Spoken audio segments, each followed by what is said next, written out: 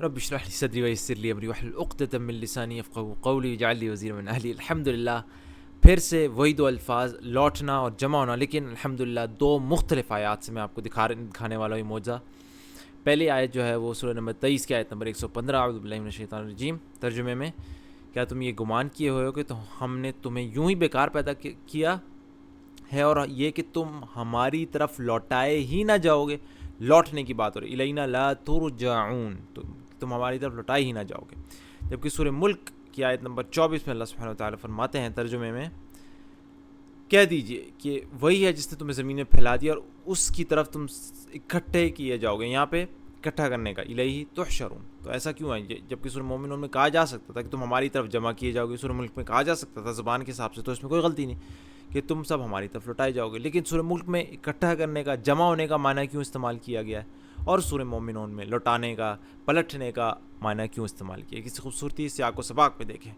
سورہ مومنون کا جو سیاق و سباق ہے وہ ہے کہ دنیا میں ہمیشہ نہ رہنا, دنیا میں بے مقصد نہ رہنا, بلکہ واپس آنا. جس سے پچھلی آیات ہیں, آیت نمبر 112 سے اگر دیکھیں, اللہ تعالیٰ دریافت فرمائے گا کہ تم زمین میں اعتبار برسوں کی گنتی کے کس قدر رہے. وہ کہیں گے ایک دن یا اس دن سے بھی کم, گنتی گننے والوں سے بھی پوچھ لیجئے.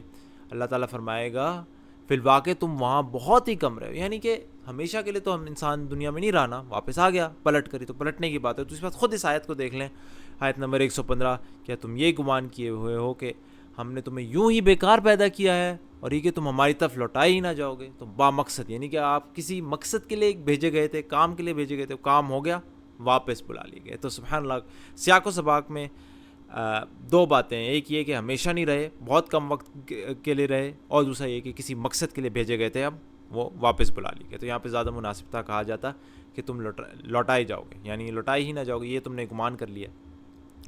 جبکہ سورہ ملک میں جہاں کہا ہے تم اکٹھے کیے جاؤ گے, کہا جا سکتا تھا لوٹائے جاؤ گے, لیکن یہاں پہ خوبصورتی دیکھیں زبان کی, کہا جا رہا ہے کہہ دیجئے. اسی آیت میں دیکھیں کہ وہی ہے جس نے تمہیں زمین میں کیا کیا ہے, پھیلا دیا ہے. سبحان اللہ, اب پھیلا دیا ہے, اب واپس اللہ کی طرف. زبان کے حساب سے کتنا خوبصورت تھا کہ اسی کا اپوزٹ بات کی جاتی. اب اللہ تعالیٰ کہہ رہا ہے اس کی طرف تم سب اکٹھے کیے جاؤ گے. زیادہ مناسب تھا زبان کی خوبصورتی میں, اپوزٹ سے, پہلے پھیلایا اور اب واپس سمیٹ دیا اور اکٹھا کر دیا. سبحان اللہ, ہر لفظ اپنی جگہ بالکل خوبصورتی کے ساتھ, مناسبت کے ساتھ چنا ہوا ہے. سوچیں ایسی کتاب, اور یہ مقصد ہے. دیکھیں یہ کتاب جو 14 صدیوں سے کسی نے نہیں بدلی, پھر بھی ایک لفظ کو ہر, اور دیکھیں مقصد یہ نہیں ہے کہ ہم ان معنوں کو دیکھ کے جو ہے بس وہ کہیں گے جی قرآن جو ہے حاصل کر لیں ایک نسلی طور پر.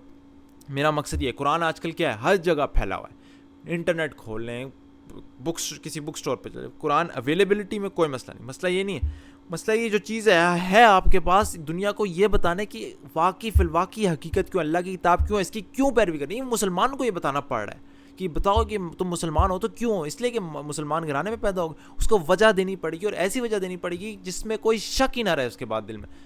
یہ وجہ ہے کہ میں ان ویڈیوز کو بنا کے دکھا رہا ہوں آپ کو. میرے سامنے جب یہ معجزات کھلے تھے زبان کے, میں تو خود حیران پریشان رہ گیا کہ یار یہ چیز کیوں نہیں میں نے پہلے دیکھی.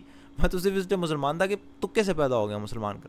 تو یہ اس لیے یہ چیزیں میں دنیا کو دکھا رہا ہوں, دنیا تک یہ شیئر کریں, بات پہنچائیں کہ یہ کوئی ایسی تکے نہیں, میں آنکھوں کے سامنے آپ کے آیات رکھ رہا ہوں, کوئی خیالی باتیں نہیں کر رہا. جو ہیں وہ ایویڈنسز اور وہ جو ثبوت ہیں آپ کے سامنے رکھ رہا ہوں. خود قرآن کھول کے دیکھ لیں اگر آپ کو لگتا ہے یہ میں کوئی آپ کے سامنے اسکرین پر کھیل رہا ہوں, تو یہ دنیا تک پہنچائیں. یہ پیغام لازم ہے کہ لوگ خود مسلمان یہ دیکھیں کہ ہم قرآن پر ایمان لاتے تو کیوں لاتے ہیں. تو یہ ایک مثال ہے, اس کے علاوہ کئی زبان کی مثالیں, میں کتنے 100 ویڈیوز تو میں خود بنا چکا ہوں. اس کے علاوہ اس کے میتھمیٹیکل معجزات کتنے, سائنٹیفک, باقی تمام معجزات ہیں.